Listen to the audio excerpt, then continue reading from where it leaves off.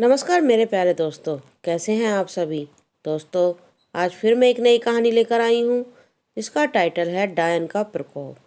दोस्तों, मेरी ये कहानी सुनने के लिए मेरे चैनल को लाइक करना, शेयर करना और सब्सक्राइब करना ना भूलें। तो चलिए कहानी शुरू करते हैं। सन 1966 गांव डेला में जो खौफनाक एवं दर्दनाक घटना घटी जिसने गांव की नींव हिलाकर रख दी।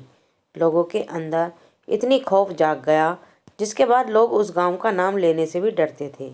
सन 1966 में हमारा भारत इतना विकसित नहीं था, यहाँ तक कि लोग को सोने के लिए भी एवं रहने के लिए ईंट के मकान तक नहीं थे। उस समय गांव की गरीबी भी चरम सीमा पर थी। लोगों के पास उस समय केवल घास फूस के घर ही थे, इसलिए अधिकांश लोग गर्मी के दिनों में घर के बाहर ही सोते थे, चारपाई लगाकर। उस समय वह लोग भी जानते थे कि उन्हें बाहर सोने में कितना खतरा है, क्योंकि बाहर से किसी भी समय जंगली जानवरों का हमला हो सकता था, लेकिन मजबूरी में उन्हें सोना ही पड़ता था। गांव में सब कुछ सामान्य चल रहा था, लेकिन एक दिन अचानक ही कुछ ऐसा हुआ कि गांव के अधिकांश बच्चे बीमार पड़ने लगे। उन्हें खून की उल्टियां होने लगीं। सभी बच्चों के पेट में बहुत तेज दर्द होने लगा।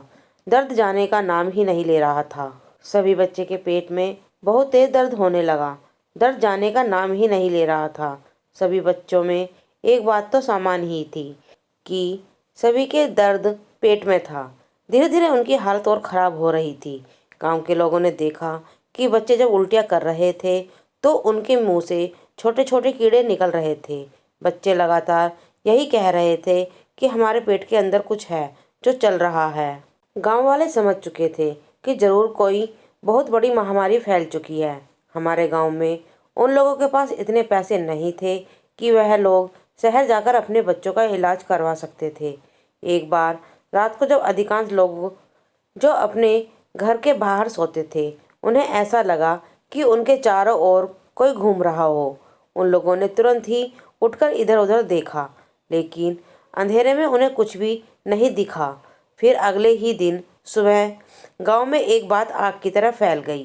लोगों का कहना था, जब हम सोए हुए थे तो हमें लगा मेरे बगल में कोई है जो मुझे घूर रहा है, और जैसे ही मैं उठा तो देखा कि जंगल के रास्ते कोई औरत अंदर जा रही हो। उधर गांव में बच्चे की हालत दिन प्रतिदिन और बिगड़ती जा रही थी। लोगों को कुछ समझ में नहीं आ रहा था कि आखिर यह क्या हो रहा है। उस गांव के एक व्यक्ति ने कहा कि कल जब मैं जंगल के रास्ते जा रहा था तो मैंने दूर एक औरत को बैठा देखा। देखने में तो वह औरत बहुत ही अजीब थी। उसके हाथ में एक धारदार हथियार था। आखिर वह वहाँ क्या कर रही थी? पेड़ के पीछे छिपकर मैं काफ़ी देर से उसकी हरकतों को देखता रहा। पता नहीं कैसे अचानक ही वहाँ बहुत तेज की आंधी आई और वह औरत मेरी नज़रों से ओझल हो गई।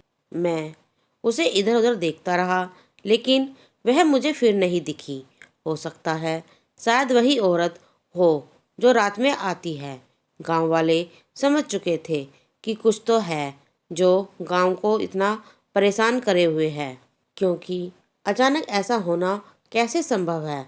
गांव के कुछ लोग ने जंगल जाने का फैसला किया। वह देखना चाहते थे कि आखिर उस जंगल में कौन है जो गांव की तरफ बुरी नज़र डाल रहा है। यह सोच तकरीबन 5 लोग उस जंगल की ओर चल पड़े, अपने अपने हाथों में लाठी, डंडे और मसाल लेकर।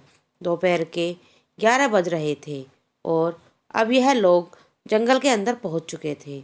जंगल की शुरुआत से ही तेज हवाएं चल रही थीं। सूखे पत्तों की खड़खड़ाहट बेहद डरावनी लग रही थी। लोगों ने गौर किया कि इतने बड़े जंगल में उन्हें एक भी पशु पक्षी देखने को नहीं मिल रहा था, मानो वह कहीं विलुप्त हो गए हों। फिर भी हिम्मत जुटाई यह लोग घने जंगल की ओर चले जा रहे थे। जंगल के काफ़ी अंदर आकर इन लोगों के पैर थम से गए। इन लोगों ने अपने सामने जंगल के सारे पशु पक्षियों को मरे हुए देखा। उन्होंने देखा कि सारे पशु पक्षी मरकर इधर उधर बिखरे पड़े हैं। इन लोगों ने देखा कि सारे पशु पक्षियों को किसी ने नोच नोच कर खाया हुआ है। यह देख इन लोगों के होश उड़ गए।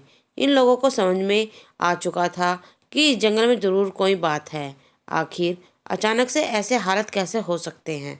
इन लोगों को लग रहा था कि आखिर किस तरह की महामारी फैली है जो लोगों को तथा पशु पक्षियों को भी नहीं छोड़ रहा। इतना तो समझ में आ गया था, जो कोई भी हो वह है तो इतनी जंगल में मौजूद, पर पता यह करना था आखिर यह है कौन। धीरे धीरे अब शाम हो रही थी, चारों ओर अंधेरा छा रहा था। जंगल की खौफनाक सरसराहट पूरे जंगल में डेरा डाल चुकी थी। जब काफी अंधेरा हो गया तो यह लोग अपने पास रखे मसाल को जलाकर जंगल की ओर अंदर जाने लगे। जंगल के काफी अंदर आ जाने के बाद इन्हें अपने से थोड़ी दूर पर एक रोशनी सी दिखाई पड़ी। इन लोगों को लग रहा था कि इतने घने जंगल में इतनी दूर आखिर यहाँ कौन है। फिर इन लोगों ने सोचा कि जो कोई भी हो चलकर देखना तो पड़ेगा, और यह लोग उसी की तरफ जाने लगे। जैसे जैसे ये लोग वहां तक पहुंचने वाले थे वैसे वैसे इनके कानों में किसी बच्चे की चिल्लाने की आवाज़ आ रही थी।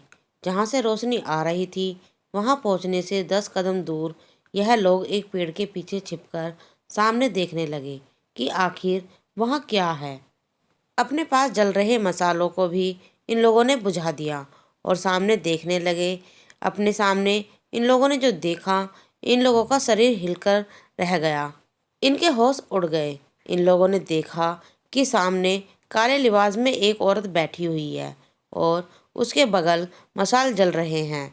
उसके पास तकरीबन एक टोकरी मरा हुआ पंछी रखा हुआ है और वह औरत एक एक घर के पंछी के आग में जलाकर भस्म कर रही है और कुछ मंत्र भी बुदबुदा रही थी।